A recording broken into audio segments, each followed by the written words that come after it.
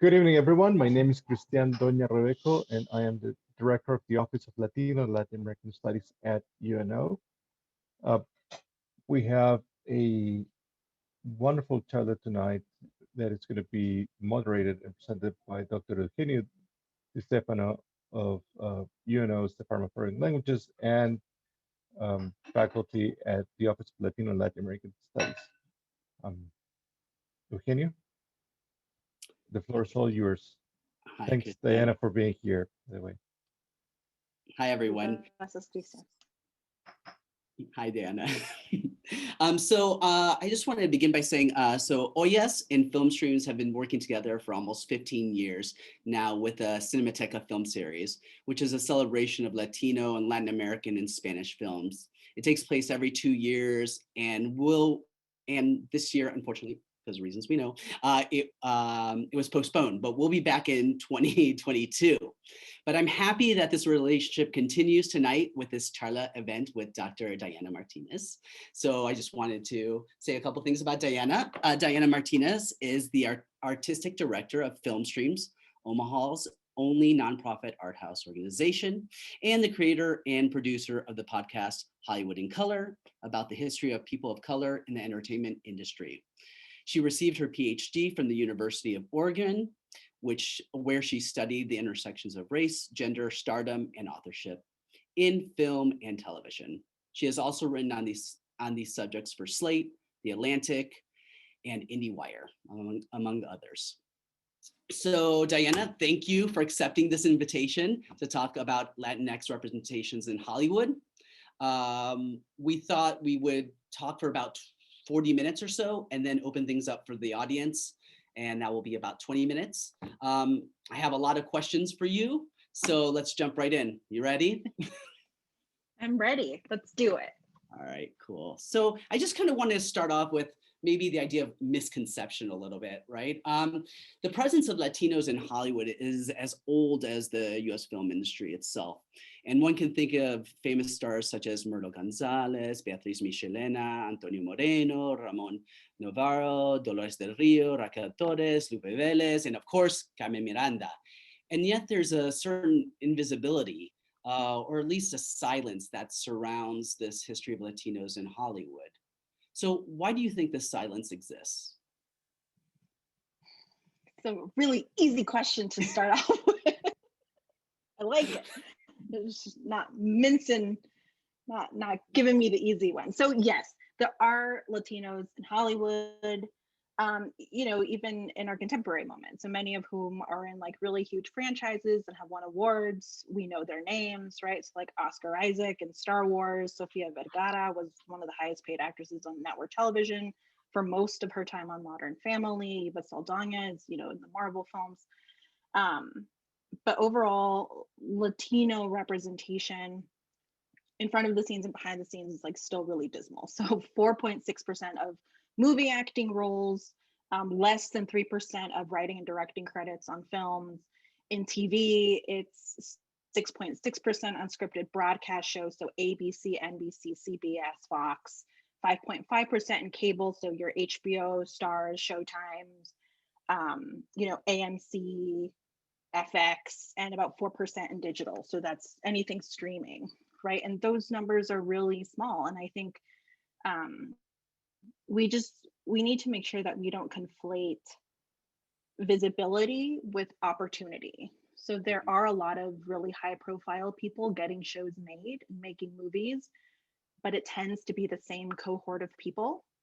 And you see this happen really often with a lot of different kind of minority groups. So in like the early 2010s, it happened during like the women comedian renaissance, but it was really just like Tina Fey, Amy Schumer, and Mindy Kaling like making all the comedy shows or anything that was kind of high profile. Ava DuVernay, Issa Rae, Jordan Peele are kind of like your go-to directors. When Hollywood wants to diversify, Eva Longoria and America Ferrera are leading the way in terms of any like Latino representation. One of the things to understand is that Hollywood can be quite conservative, and sometimes not very creative at all, because it's a purely commercial system. right? There's an imperative to make money, and that makes it really difficult for them to take a risk on unproven talent. So if you are, you know, a Latino filmmaker or an actor who's proven themselves to be really bankable, that's great for you. You'll keep getting work, but that doesn't necessarily open opportunities for other Latinos. You know, the success of Jordan Peele doesn't open the, you know, door for other Black creatives. You know, and there's a kind of undue burden on actors to open those doors for people. Like, at the end of the day, that's not their job. That's the job of agents and studio executives and producers and financiers. But it's really hard to convince those people to diversify their pool of talent with people who haven't proven that they can make money before. So that's kind of, you know, like why this silence exists, because you can probably actually name every single Latino working in Hollywood, and there aren't a whole lot of people besides the people that you can name. Okay. So, I mean, all right. So in the present moment, I mean, we have this silence, but what about, I mean, this rich history of the 1920s and the 1930s? Why don't we talk about that?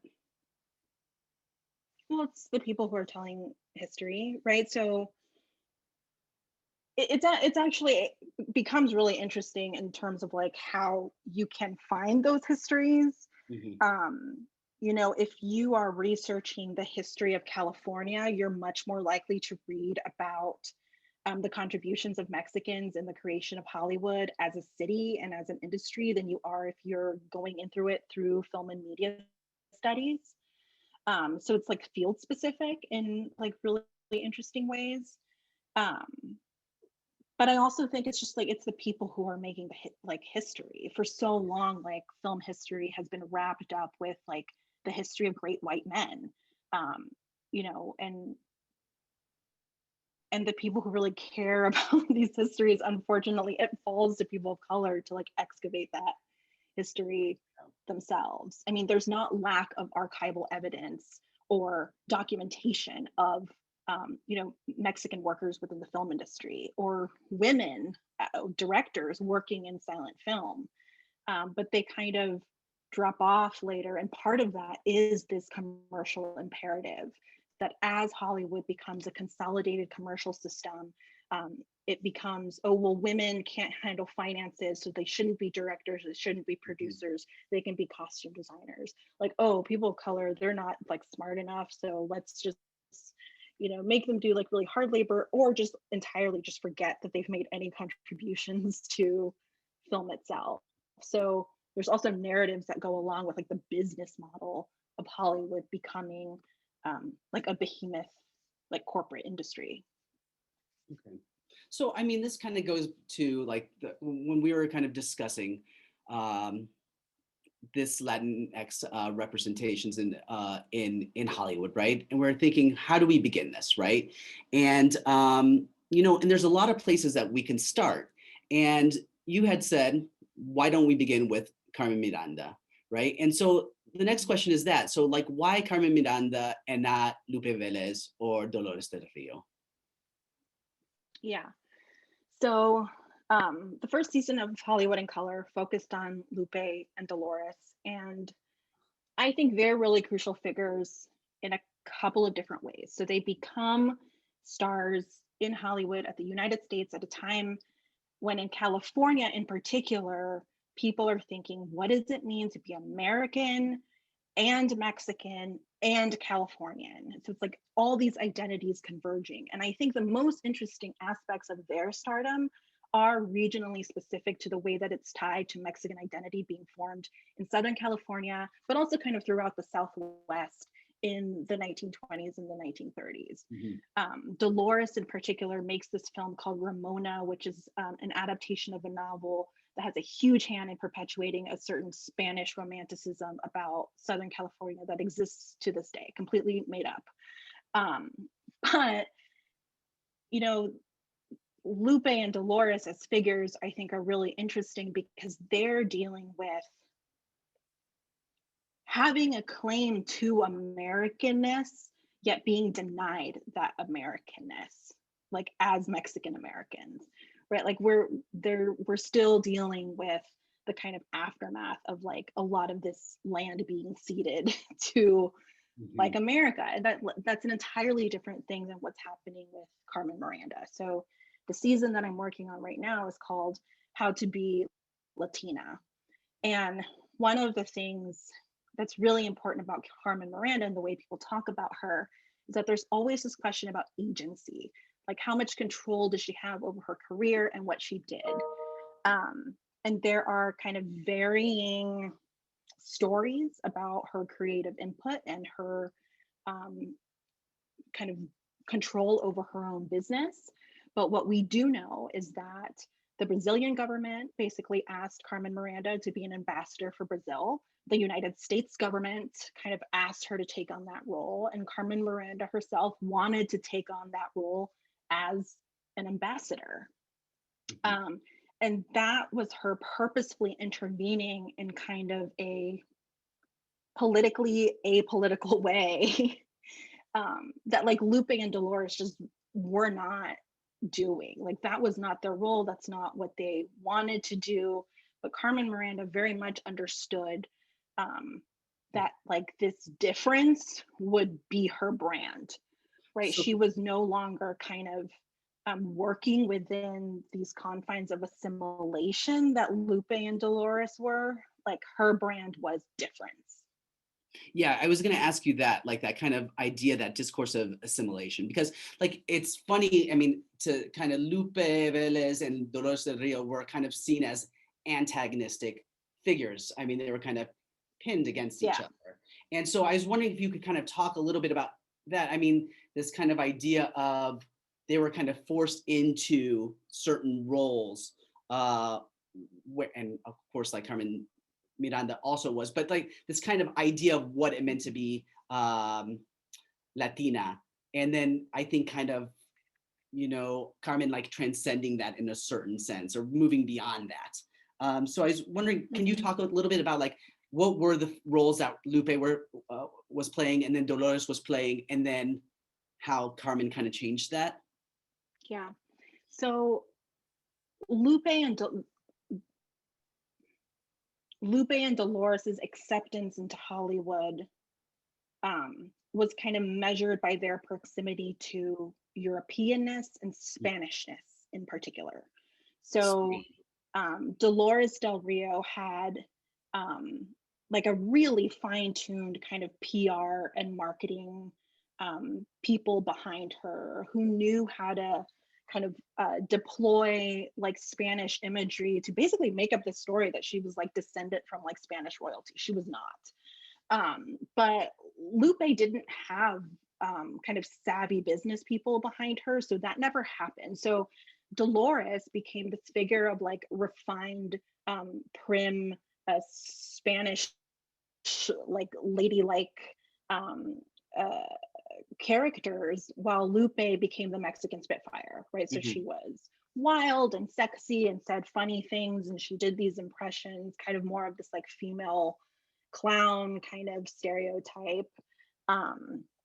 And like both of them were really vexed by the boxes they had put themselves in. Like at times Lupe wanted to be taken seriously, and Dolores, like, she was proud of being Mexican, and she got sick of being associated with Spanishness and was just like, this isn't my identity. Like, I'm Mexican, and it means something for her to be a Mexican American at this time working in California. Like, there are widespread discussions about like, what does it mean for this region of like the country to like be full and like of all of these people who are indigenous to it but are no longer like you know, accepted into the society that's growing around it.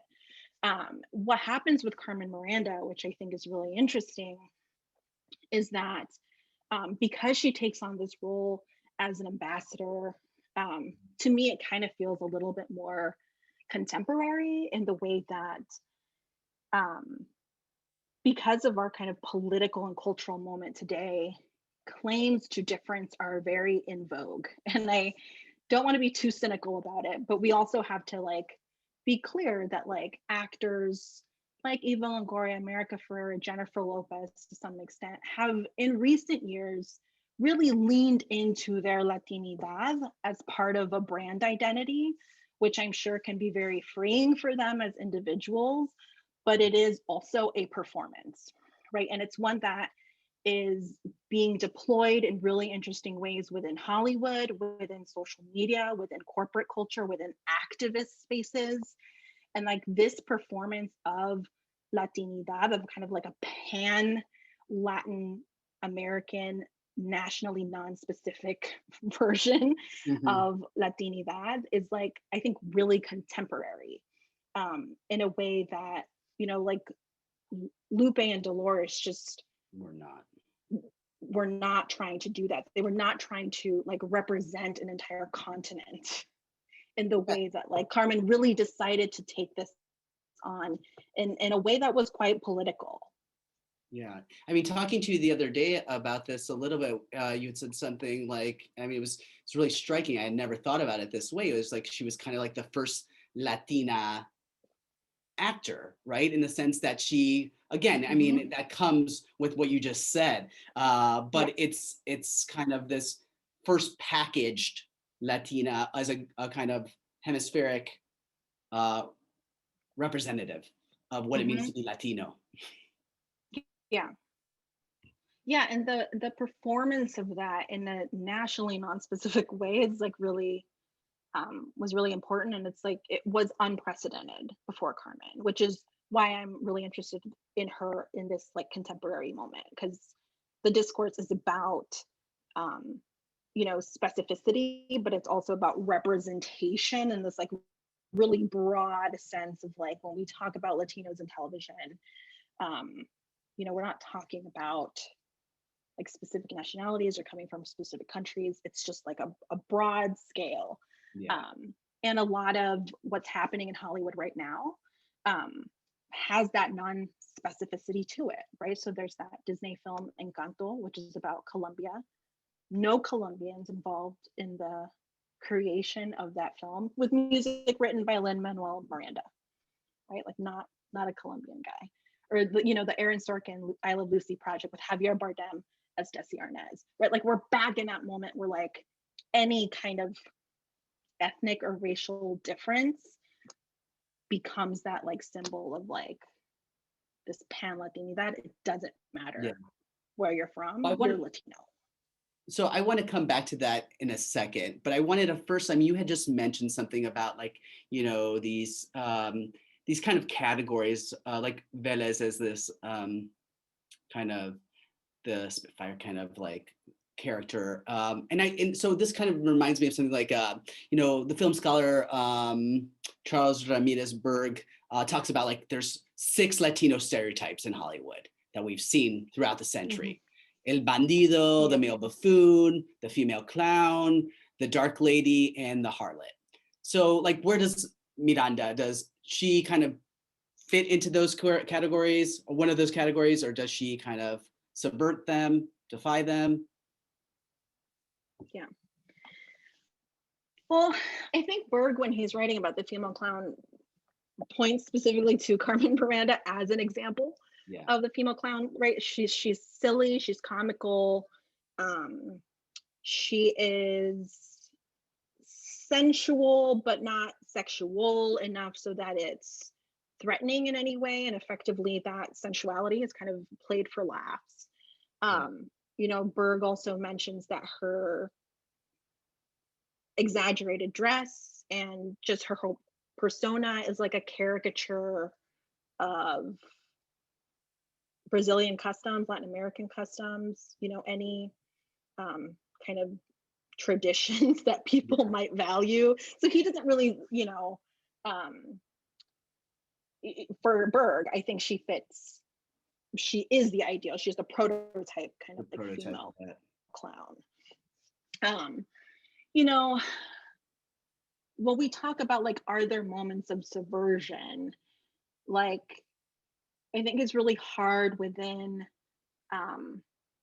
a commercial system like Hollywood, where there's so many people involved in the making of a film, to ever really and truly like be able to point to something and be like, that is wholly subversive, or like that wholly defies that stereotype.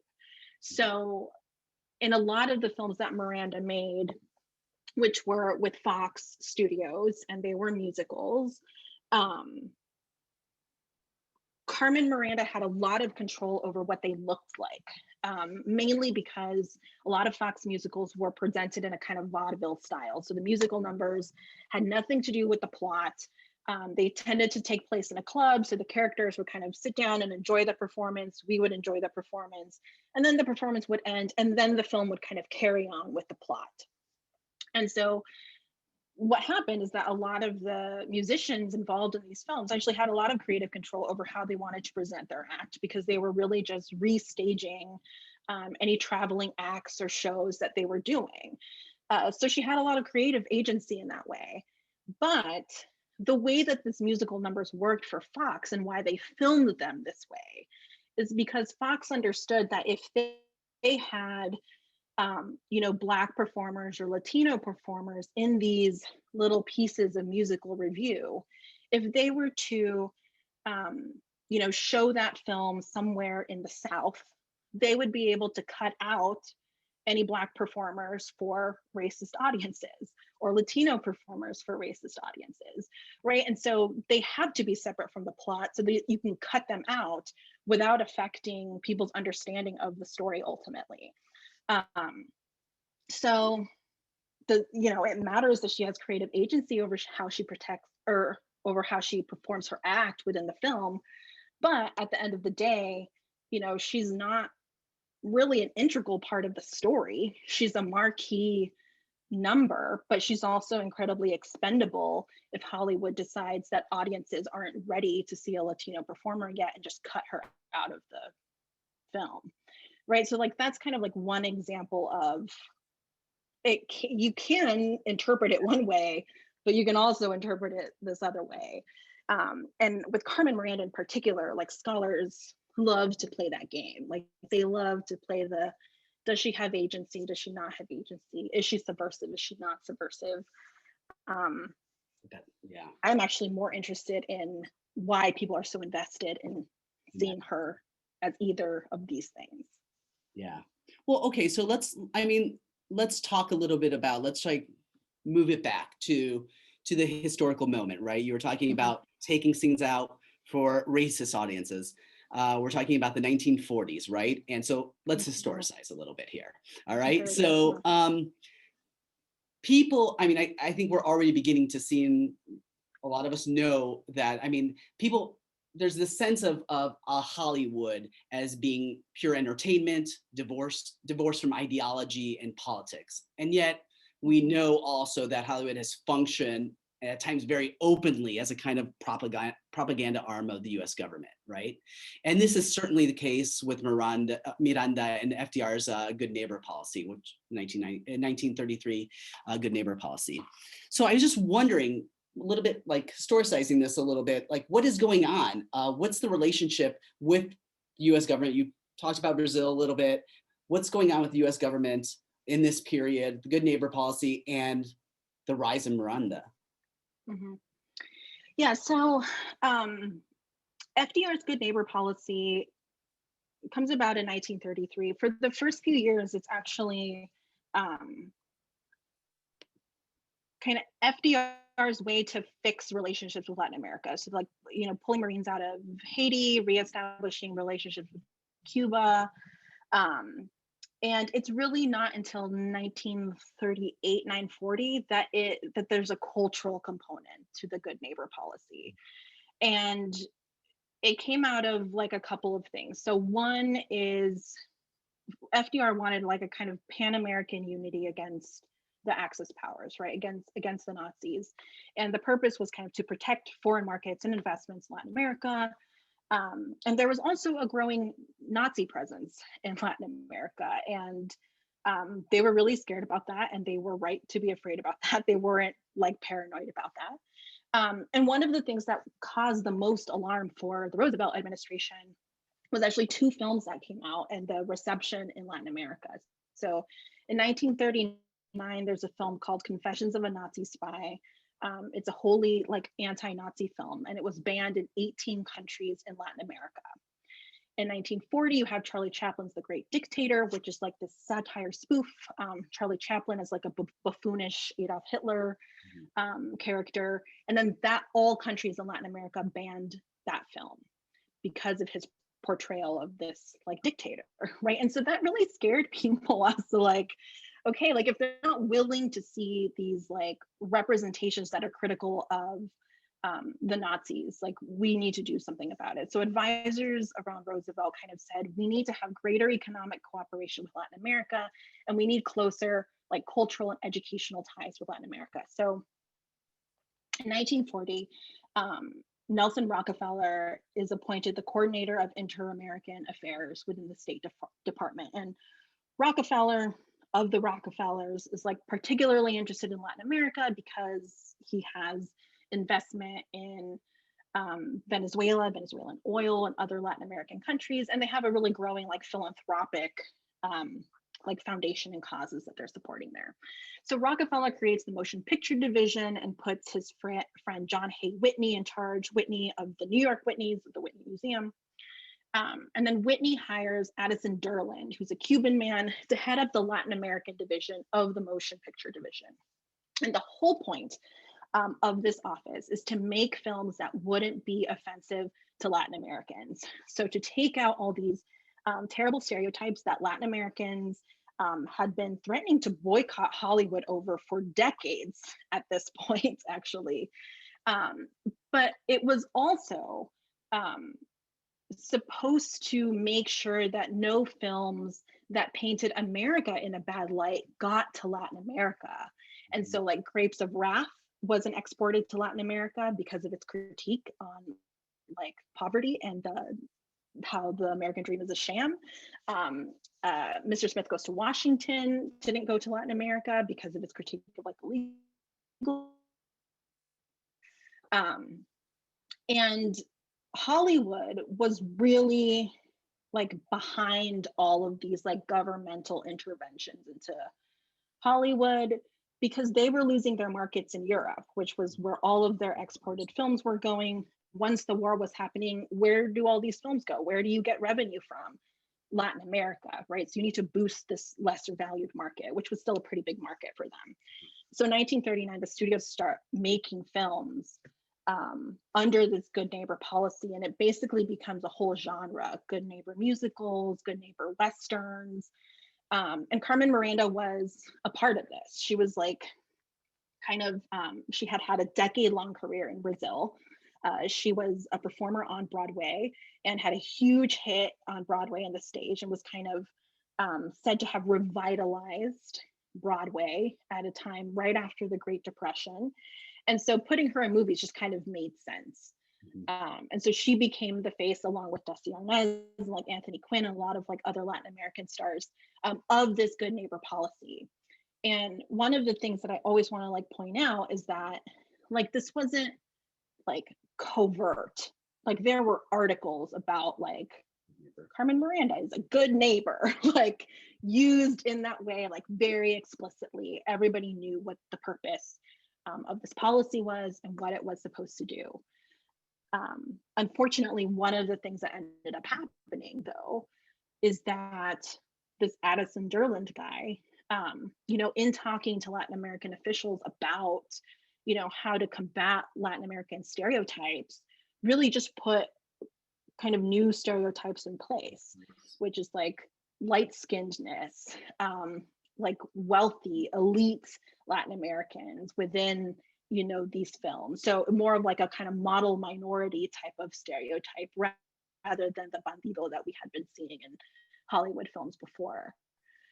Sorry, that was a long answer to your question. No, it's great. I mean, and I want to kind of go back to this kind of question of like, you know, the iteration of these kind of like these stereotypes. And I kind of wanted to, this kind of leads me to the next question. And it's about representations of what kind of representations we saw with Miranda. So I wanted to, and in a second, we're going to also see a clip. So, Yes. but I wanted to ask this question first. So there's a very long history dating back to Spanish conquest and colonialism of seeing Latin America as a kind of land of fertility, as a place of exaggerated size and wealth.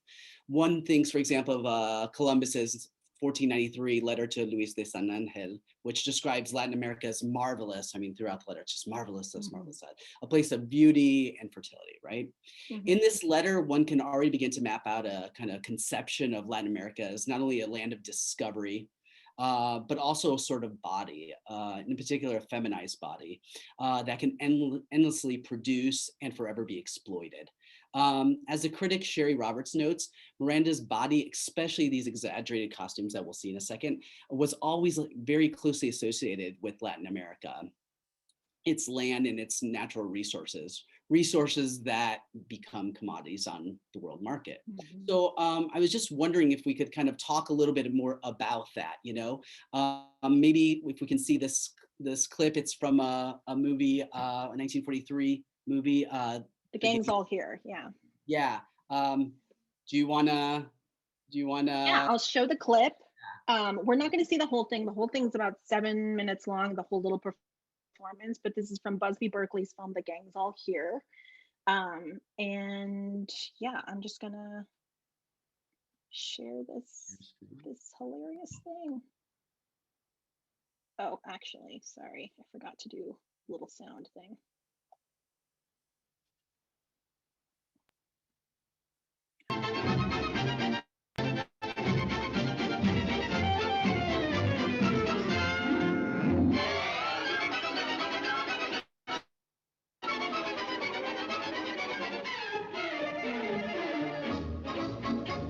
I wonder why does everybody look at me and then begin to talk about the Christmas tree. I hope that means that everyone is glad to see the lady in the Tutti-Frutti Hat.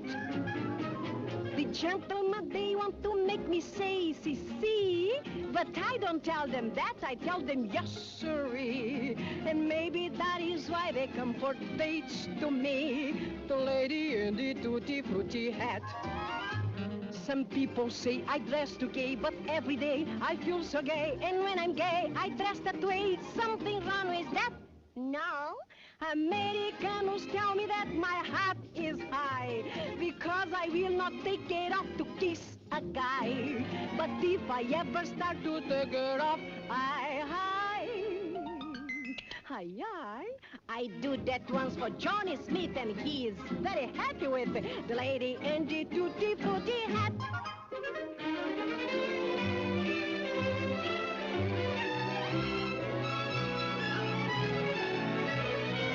Let people say you dress too gay, but every day you feel so gay. And when you're gay, you dress that way. There's nothing wrong with that.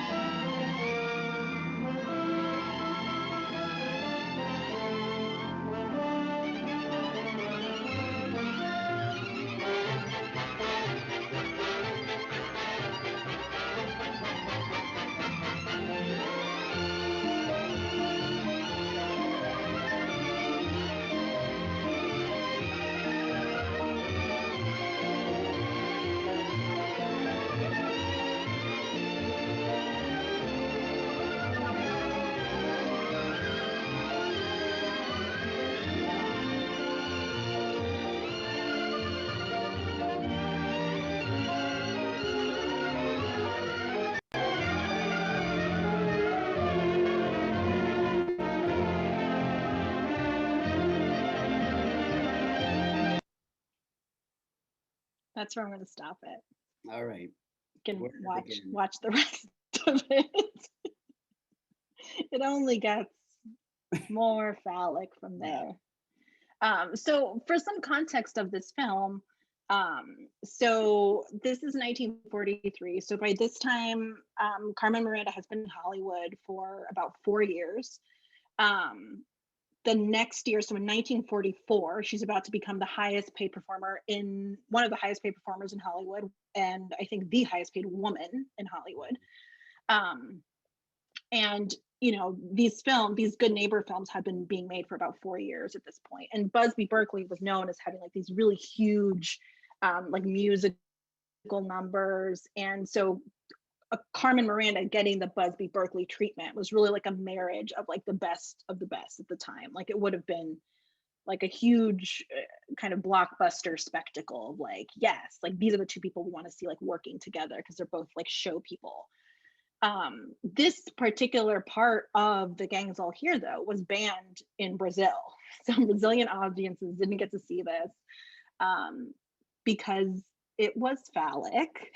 So at this time, you also had the Production Code Association, which was working alongside all these other different offices that were working with like Latin American representation. But the production code was purely about like different codes of like sexuality, like who could or could not kiss on screen, how long they could kiss on screen for, like how much skin you could show, what kind of subject matter content that you could kind of depict on screen. And Busby Berkeley was one of the filmmakers who was really known for pushing the edges of the production code, right? Doing a lot of innuendo as opposed to anything that would be like overtly sexual, therefore like cuttable from his film.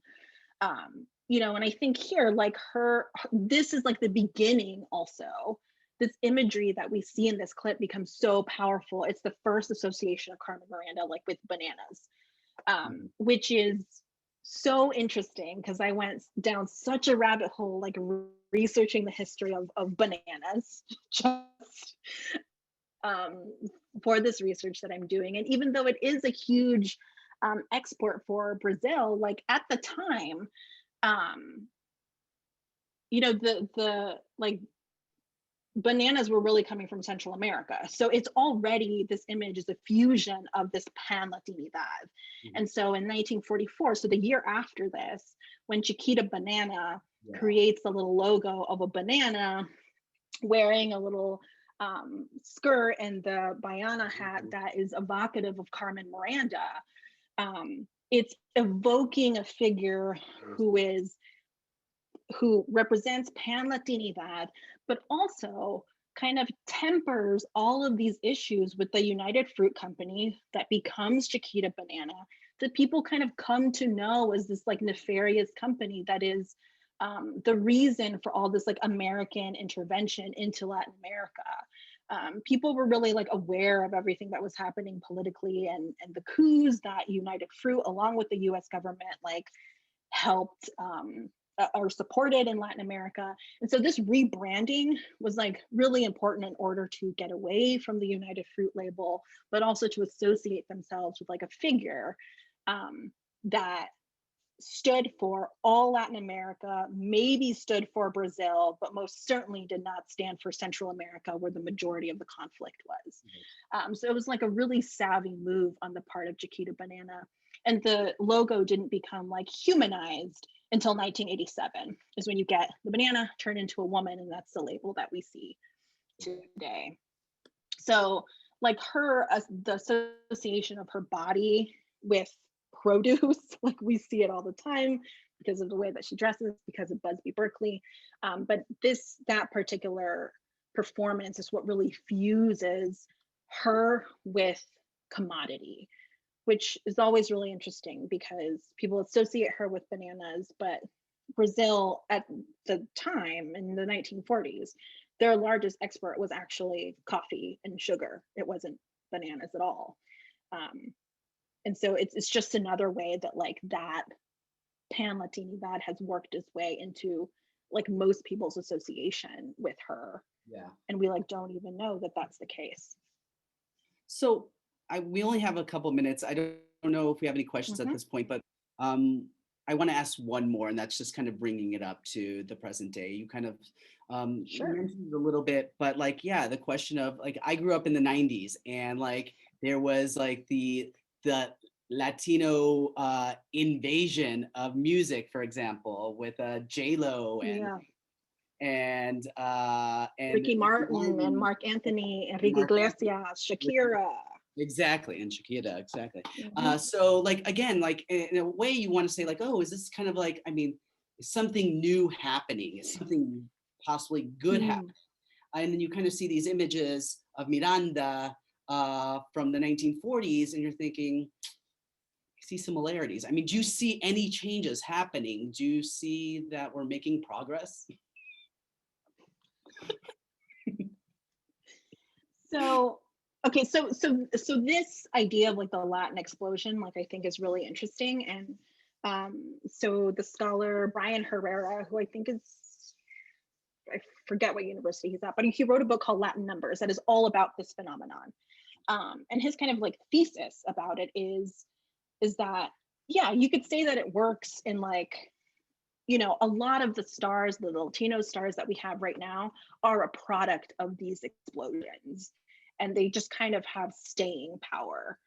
But it also kind of perpetuates this idea of like Latinos always existing as a novelty, right? As if they haven't had this like deep historical presence within America. So it's like every few years or so, there's like a Latin explosion. It's kind of like, oh, like we've discovered that there's this group of people living in America, you know, and that doesn't necessarily like spawn anything like interesting or nuanced, or like new forms of representation. I think what's really interesting is that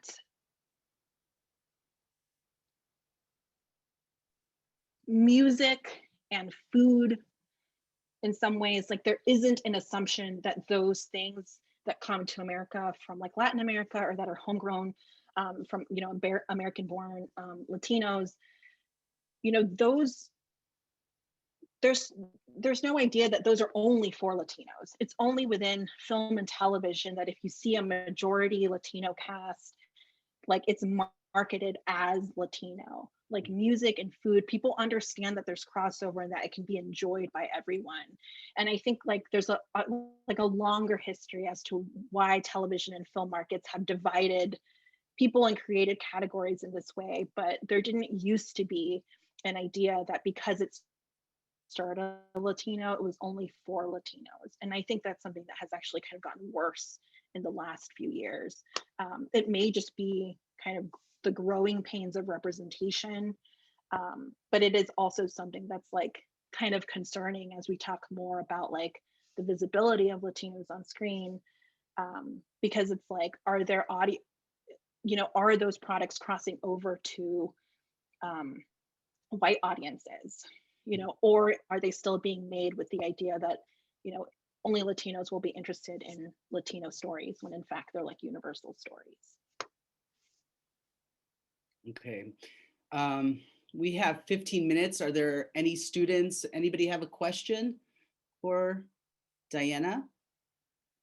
Happy to answer questions. I love questions. And if we don't have questions, I can ask more. But let's see if anything. It sounds like you're threatening them. Don't want me to talk any longer. Please ask a question now. Okay. Well, I don't, oh, no questions so far. Okay. So, yeah. Jody has a question. Jody.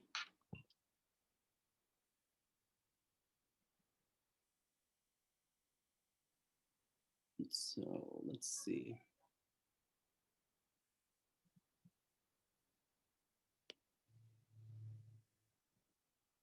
Oh, can you guys hear me? So Jody can like appear on the screen now. Okay. Hi, Jody. Oh, look at Jody. Hi, Jody. Hi guys, thank you so much for this. I didn't know if I could actually, if you could hear me. I was talking to my computer when there was no, I wasn't even unmuted yet. So this is so interesting. I was wondering if maybe Diana and Eugenio, if you guys both want to comment on this. What is the responsibility? What do you think is the responsibility of filmmakers to, you know, cast people in sort of descriptive representational roles, if that makes sense. You know, that if you are, you know, playing a Cuban American, that you are a Cuban American, or if you are playing a Venezuelan American. This seems to be one of those hot button issues in, you know, sort of cinema studies and politics.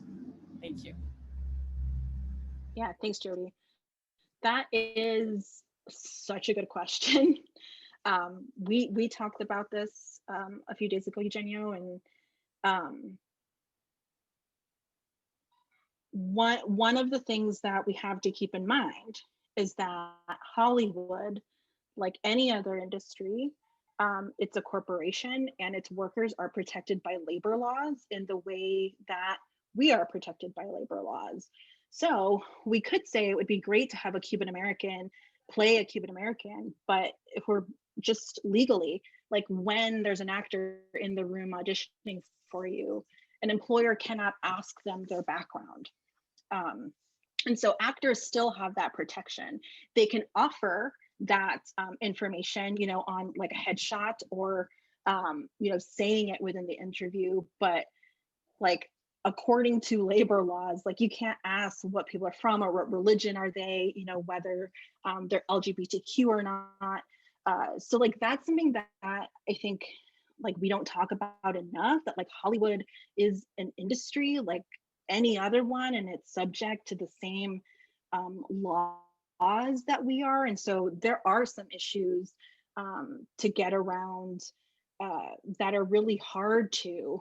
One of the kind of ways to go around this is like writing towards kind of ethnic or racial specificity, right? If there are more people of color in the room, or let's say there are more like Mexicans and Mexican Americans in a writer's room, like they will, you know, probably write something that's nuanced that takes into account the differences between, you know, northern and southern Mexico, right? What all the different you know, dialects in all the different states, for instance. And then an actor, if they're really connecting with that material, will be a good fit for it. And it might be because they're from those regions, but as workers, they can't be asked that. So that's just like something new that I've started thinking about that came up in this great talk that Netflix did about Latino representation in their work. It's up on YouTube under the We Are Netflix YouTube channel. But yeah, that's just like one consideration in terms of like how that would all work out. Okay, well, we have a lot of questions now. So I'm gonna try to join a couple of these. One person had, Hannah had asked, you know, is there a good movie of representations of Latinos? And I think then Ana Diaz asked, how do you see Latinx representation in streaming series such as One Day at a Time, On My Block, and Gentified. So what is there? I know you kind of had said like the kind of the dangers of having these niche kind of markets that are only viewed by certain groups. Do you think there's some good representations out there that are worth watching? I do. You know, I think even like going back, you know, like I think Real Women Have Curves is like a great film that I think is really at least like in my experience, really speaks to like the mother-daughter experience in a Latino family. Like it's a fraught one, and it's one full of criticism and all that stuff. But like I actually recently started watching Gentified, and it is awesome. Like it's so interesting, and it's you know, has different Latino experiences within it. It's funny. I would also suggest watching Vida on Stars. That's a really great show. It has like a queer Mexicana at the center, so like that's a really interesting way in. Like there are people like making great stuff right now. East Los High is another show that I would recommend. But I think for me, like, you know, as much as we can get into like what is or is not like a good or bad representation, I think within our Latino community, I do think it's important at some point that like we just get behind kind of anything that's made at this point, right? Like we can have those internal conversations as to like how we want to represent ourselves and be represented. But there is also a lot of strength in like numbers and showing that works, that like people will watch this and they will show up for it. So whether or not you agree with kind of like the representation of Latinidad or the subject matter, you know, like I know a lot of people who wouldn't watch Queen of the South because it's just like another cartel show.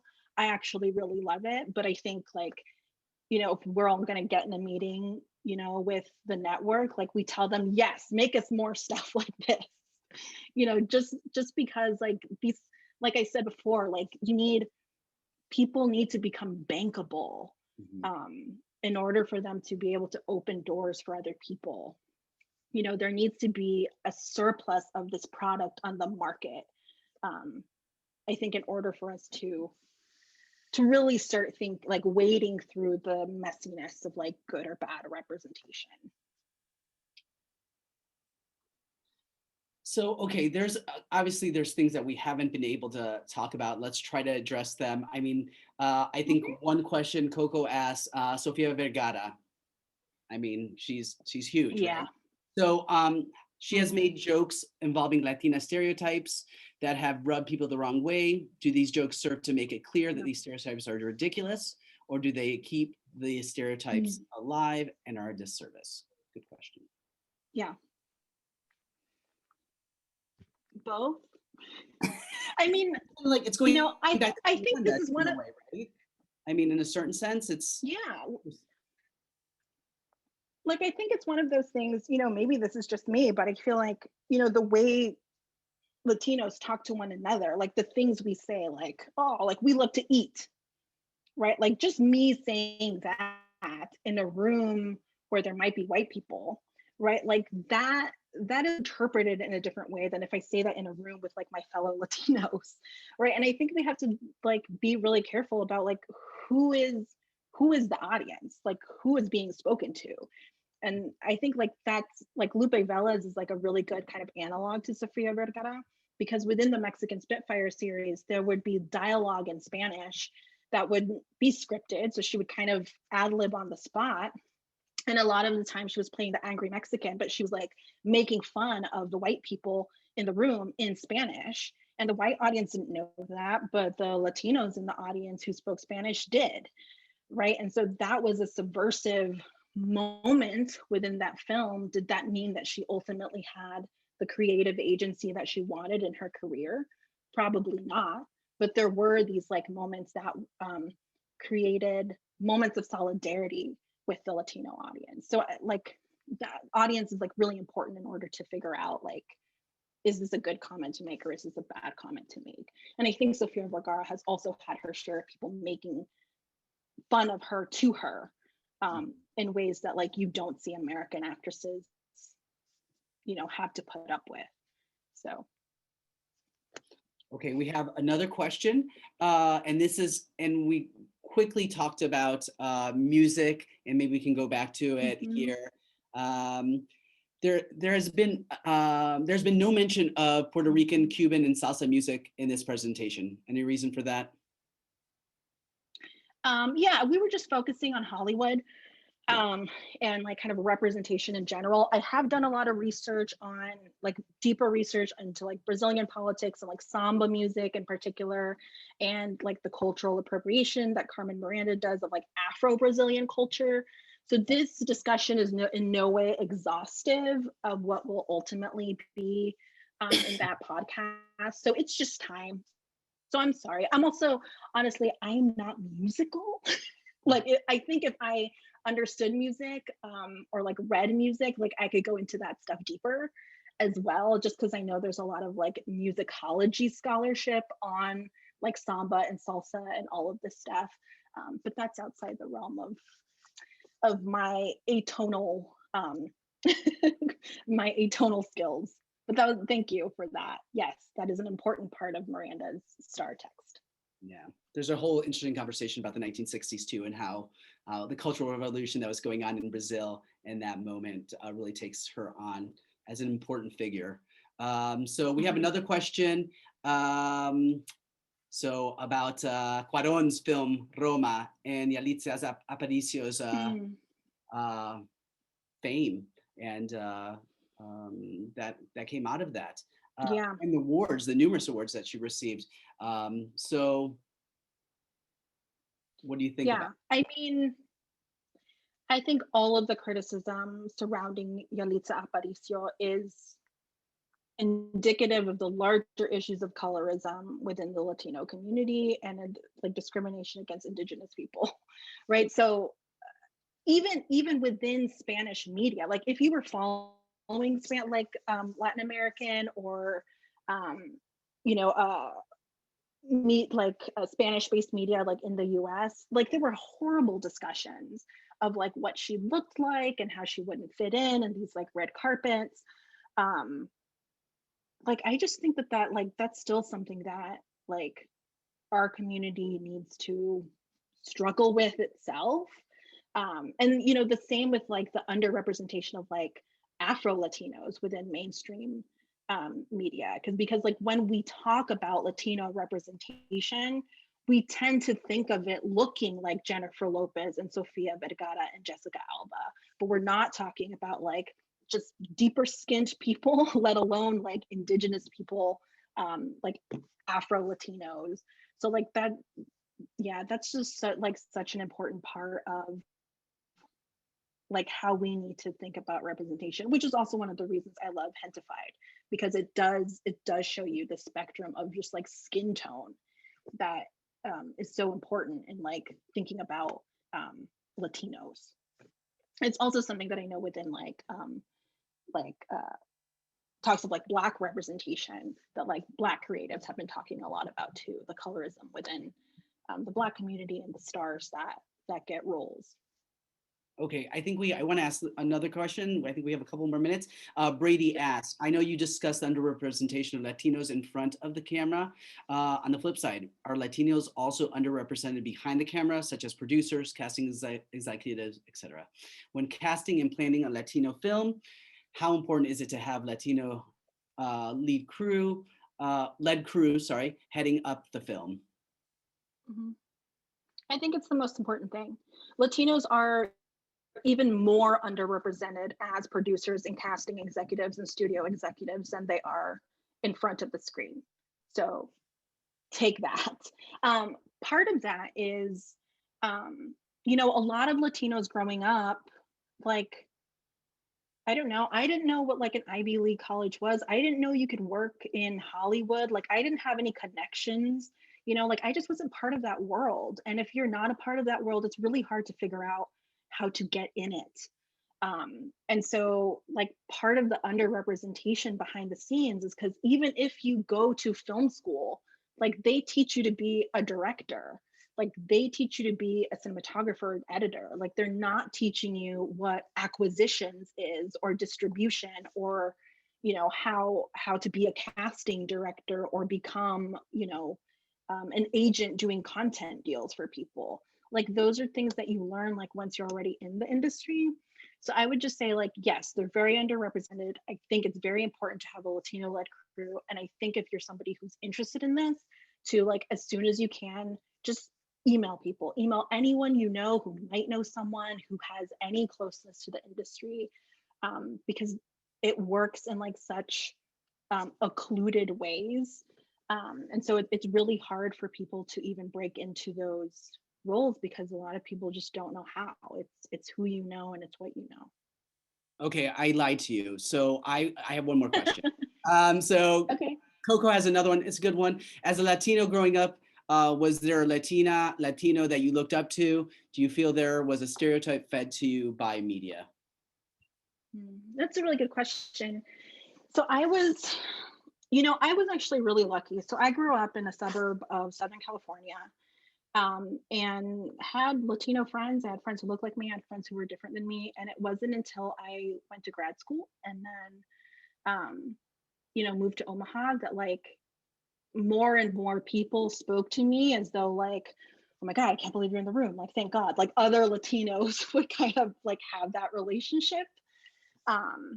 I will say that, and I'm kind of name drop now, but like one of the things that I found really great is I was able to talk to Jessica Alba for a little bit about the podcast. She said she listened to it, and that, I mean, it was sad, but it also made me happy, and I'll explain why. She said she listened to the season with Lupe and Dolores and said that she really related to it as a Latina in Hollywood. And like, that sucks that she's still having that experience 100 years after these women. But it was really validating that like I created something that had empathy towards these women in a way that resonated with somebody who knows the industry really intimately. I think she's like a really brilliant, smart person, and she is very blunt and will tell you that Hollywood hasn't made progress. And so I think I really just like admire her and like other women like Eva Longoria and America Ferrera. I know I, pointed to them earlier in like maybe less than pleasant ways, but they don't have to do the things that they're doing in order to make sure that other Latinos have a way into Hollywood, and they are. And so I think that's really important. So, I think those women are admirable. And yes, stereotypes were fed to be by the media, but I was also really lucky in that it wasn't the only media I was consuming. I was surrounded by people that looked like me. And so that wasn't the only way that I was creating my identity. And then thinking critically about, film and media really helped me be able to kind of look back at the things I was enjoying. All right, we're supposed to end at 7. So. We can People stay a need to couple more go. minutes. If people need to go, I will not be offended, but I can stay and answer more questions. We can stay a couple more minutes and answer Those of you who want questions. to also, yeah, of course. So we have Pedro asks, could you say something about the representation of Latin American and Latino politics? So Pedro, like within this conversation of Hollywood, or in relationship how Latin America is kind of seen from the United States, in what way?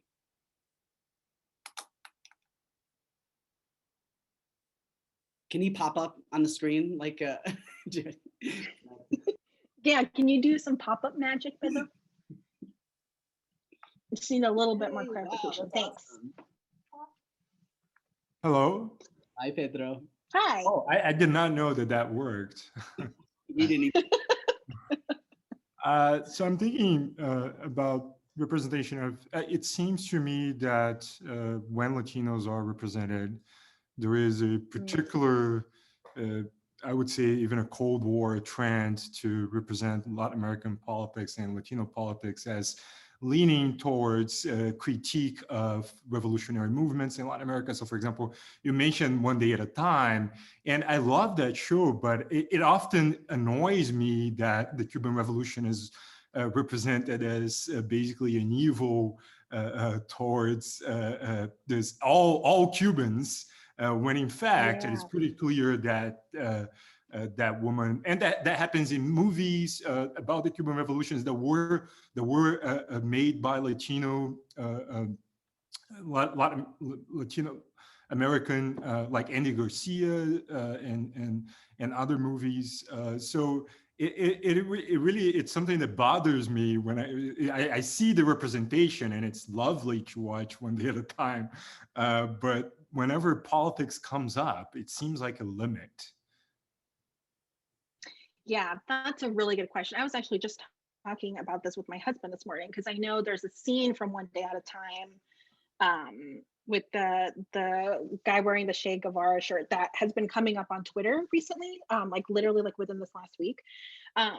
You know, I think this is a product of like, there's no like, or there's very little like executives, like Latino executives or Latin American executives, like working within the US system, right? Like if there was some kind of, I don't want to say like oversight in a bad way, right? But like if the creator or the director, the writer, the showrunner wasn't, you know, the only person in the room kind of overseeing the representation of Latinos, or having that claim to authenticity, like a lot of these things just like wouldn't pass, right? Like it's like if you think about, you know, kind of political statements like American films can make, you know, it's not always the most nuanced, but you do have a sense that like this went through different layers of approval in order for this film to be made and have, you know, this critique on it. Like you can tell when a studio kind of wrote some notes like, oh, can we not say this because then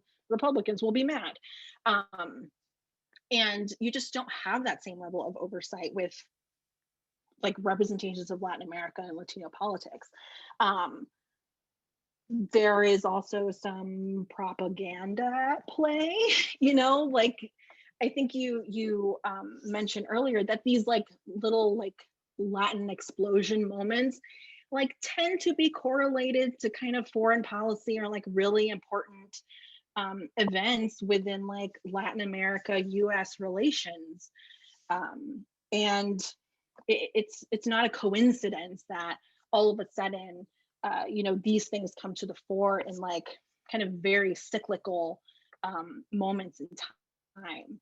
I don't know if that like answered your question fully, but yeah, like I do think the lack of oversight from people who actually know like authentically Latin American and Latino politics, but also, yes, these representations are always tied to politics.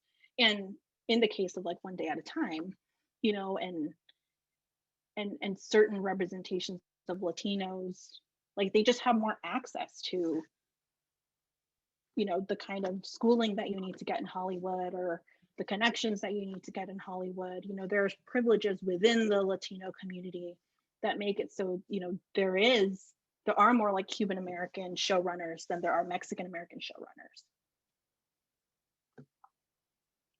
That also has to do with foreign policy as well. I mean, so exactly. Yes, exactly. We that creates that. those conditions. Part two of this conversation, but we do have to wrap it up. So I wanted to thank Diana. This was wonderful, and I highly encourage all of you to listen to her podcast, Hollywood in Color. It's amazing. I really enjoy it, and I think it's third season coming up, right? On Carmen Miranda. So fourth season. And thanks to everyone for their questions. Thanks for coming out. And I think that's all. Gracias, Cristian, también. And have a good night. I need to just say a couple of things before you go. Thanks, Diana. Thanks, Eugenio, for this wonderful presentation. Just very quickly, this has been recorded and we'll share it through the OLLAS YouTube channel in due time, a couple of weeks. We have one more charla this semester. Is going to be on Tuesday, April 20th at noon. It's by Dr. Vicky Colbert, founder and director of Fundación Escuela Nueva from Colombia. She'll be speaking from Bogota, and the title of the presentation is Escuela Nueva Activa, Quality Education for Equity, Citizenship, and the 21st Century, which promises to be another wonderful charla. And we'll be back with films, with Cinemateca, with Film Trend in 2022. So don't forget about that. Thank you. And have a good night, everyone. Thank you, everyone. Thanks.